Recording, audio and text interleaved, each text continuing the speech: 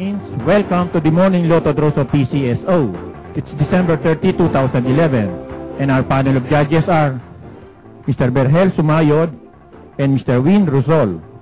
Also joining us are the representatives from PCSO and the Commission on Audit. Good luck, Mega Philippines. It's game time. May we now call on our PCSO draw team member to press that button and let's play the Easy2 Lotto.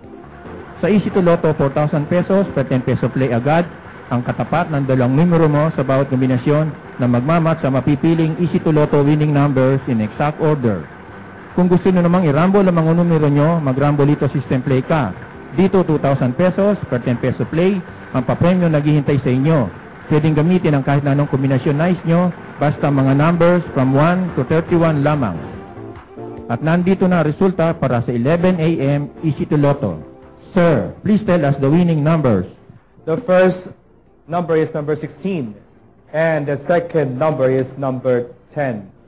Recapping our 11 a.m. Easy2 Lotto winning numbers, the are 16 and 10 in exact order.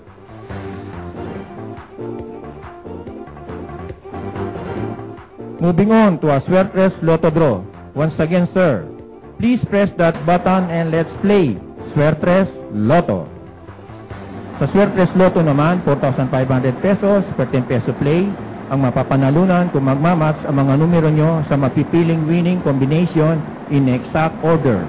Kung naglaro naman kayo using the Rambolito system play, 750 pesos or 1,500 pesos per 10 peso play ang panalo mo.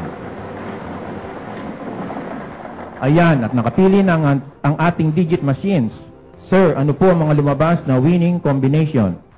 The first digit is number 4. The second digit is number 5. And the third digit is number 9. Recapping our 11 a.m. Swertres Lotto winning combinations, numbers are 4, 5, and 9 in exact order.